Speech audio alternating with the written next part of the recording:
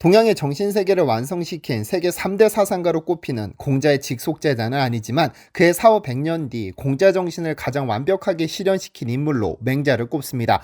우리에게 교육 환경이 중요하다는 사실을 알려주는 맹모삼천지교라는 고사로도 잘 알려진 인물이죠. 그런데 맹자의 고자장에는 이런 구절이 나옵니다. 하늘이 어떤 사람에게 큰일을 맡기려 할 때는 4가지 역경과 시련을 주어서 그를 시험한다. 첫째는 그 사람의 마음과 뜻을 고통스럽게 하고, 둘째는 그 사람의 뼈와 근육을 수고스럽게 하고, 셋째는 그 사람의 몸과 피부를 굶주리게 하고, 넷째는 그 사람의 처지를 궁핍하게 한다. 그가 하려는 바를 힘들게 하고 어지럽게 하는 것은 마음을 쓰는 중에도 흔들리지 않을 참된 성품을 기르고 불가능하다던 일도 능히 해낼 수 있도록 키우기 위함이다. 하늘은 이런 고난을 주어 끈기를 테스트한 후에야 그에게 큰일을 맡긴다는 것인데요. 그런데 여기 인간이 과연 해낼 수 있을까? 절대 불가능할 것 같은데 라며 끊임없이 우리 눈을 의심하게 만든 초대형 공사가 하나 있습니다. 이는 아프리카 역대 최악의 독재자로 불리는 인물이 그 욕심을 채우기 위해 발주한 공사지만 세계 8대 불가사의로 꼽힐 정도로 대단한 공사였는데요. 이 공사가 한국 기업에게 발주됐고 이 기업은 보란듯이 성공해 보였습니다. 1984년 아프리카로 돌아가 보겠습니다.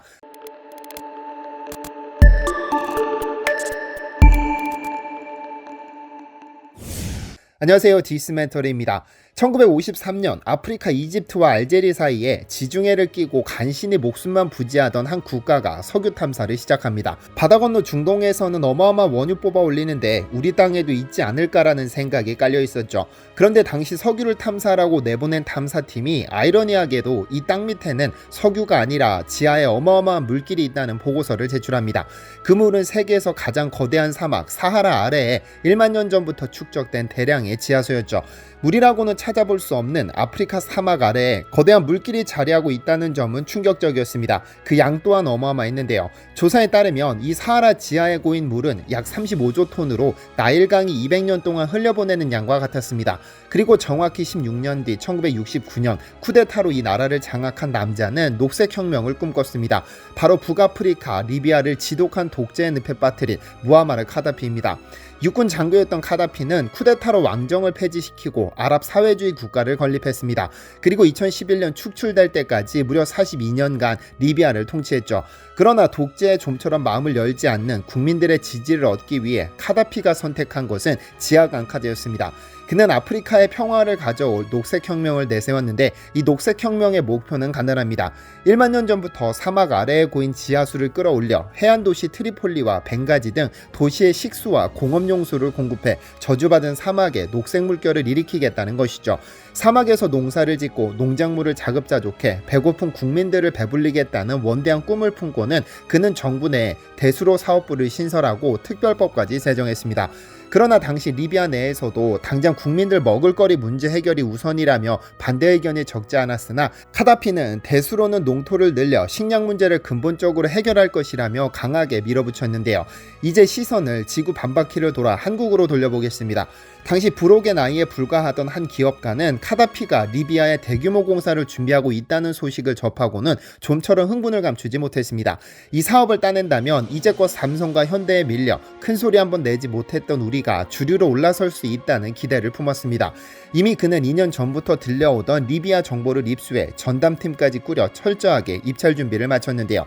그리고 1982년 5월 전 세계 31개 건설사가 참여한 이 전쟁에서 당당히 승리해 수주를 따냈습니다. 바로 동아그룹의 최원석입니다. 그런데 당시 동아건설을 이끌던 최원석 회장은 잊지 못하는 장면이 하나 있습니다. 쿠데타 후 집권 13년 차에 접어든 카다피는 이 대수로 사업에 정치 생명을 걸었습니다.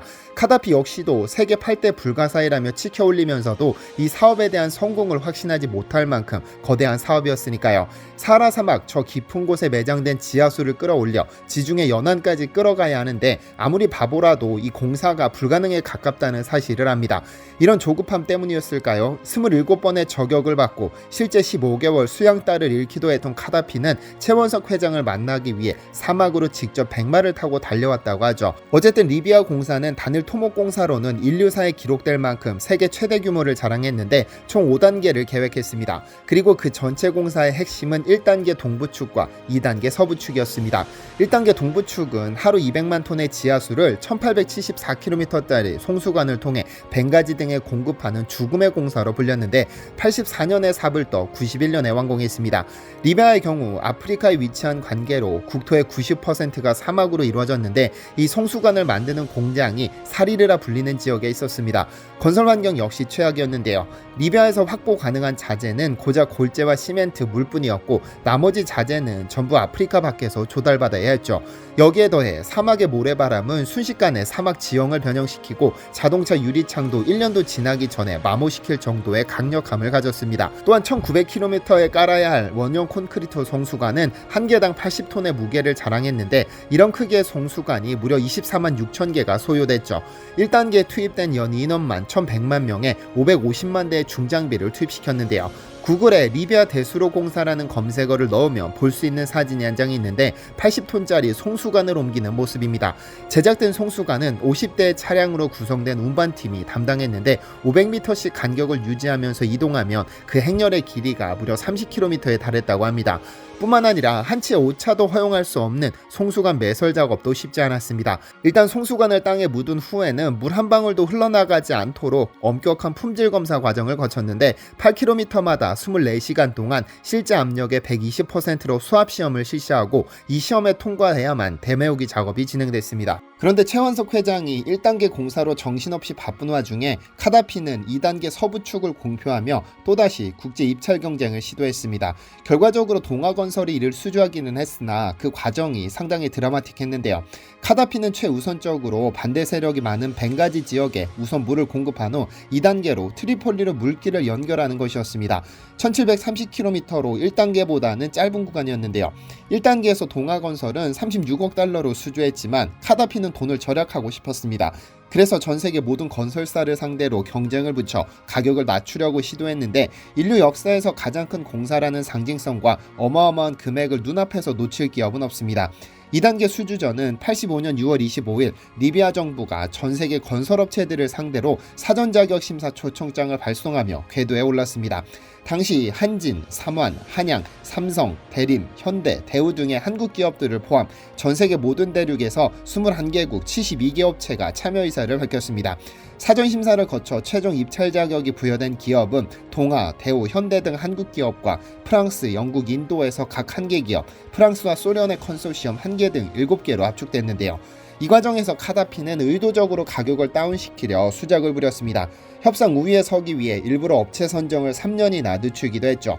이제 최종적으로 3개 업체가 남았습니다. 프랑스의 듀메즈, 인도의 컨티넨탈, 그리고 동아건설인데요. 80년대 수십억 달러는 큰돈입니다. 이제 프랑스도 인도도 정부 차원의 로비를 시작했습니다. 우선 프랑스의 경우 서유럽으로부터 정치적으로 고립된 리비아를 위해 국제 정치계에서 주류로 올라설 수 있도록 적극적인 외교 활동을 약속했고 인도의 경우 핵무기를 들고 나왔습니다.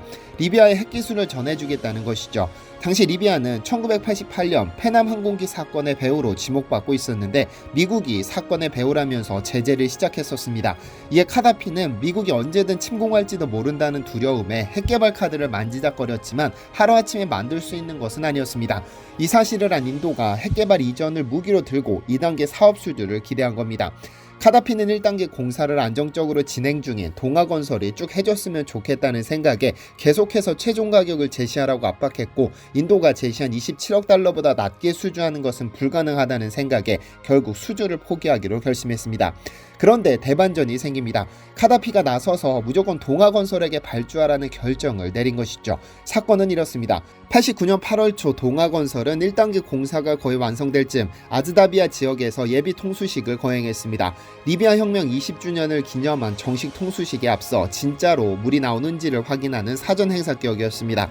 그리고 주민들뿐 아니라 리비아 정부 핵심 관계자들까지 숨죽이며 지켜보는 순간 물이 쏟아져 나왔습니다. 무려 1만 년 전부터 사하라 사막 지하에 차곡차곡 고인 물이 400km를 달려와 사막 한복판에 폭포를 쏟아냈습니다. 사막에 사는 이들에게 물은 신입니다. 1년 내 비 한 번 구경하기도 힘든 그들은 송수관에서 물이 쏟아져 나오는 모습을 보며 감격의 겨울을 겨워 눈물을 흘렸고 너도 나도 물에 뛰어들어 물을 흠뻑 맞았습니다. 그리고 이 자리에서 모든 결정은 내려졌습니다. 대수로공사 관리청의 시알라 수석위원은 즉시 카다피에게 달려가 동아건설이 무조건 2단계를 맡아야 한다며 강력하게 추천했죠. 이 소식을 접한 그는 카다피에게 협상 가격으로 36억 달러를 제시하면서 이 가격보다 낮게 수주할 수 없다고 전했는데 카다피의 대답이 걸작입니다. 이제까지 경쟁 입찰은 전부 무효로 하고 수의 계약으로 변경해 동아건설에 주겠다고 했습니다. 금액 역시 36억 달러보다 50% 오른 53억 달러로 높여주었죠. 이 당시 카다피는 최원석 회장에게 5단계까지 전부 동아건설이 맡아줬으면 좋겠다고 밝혔으나 국내 상황으로 2003년 파산하고 동아건설이 대한통운에 인수되면서 흐지부지되고 말았는데요. 결국 3, 4단계 공사는 대한통운 자회사 ANC가 수주해 2006년 최종 준공증명서를 받으며 인류 역사상 가장 거대한 토목공사가 마무리됐습니다. 그리고 2008년 기네스북은 이 리비아 대수로 공사는 세계에서 가장 큰 관계수로로 인증하면서 기네스북에 올랐습니다.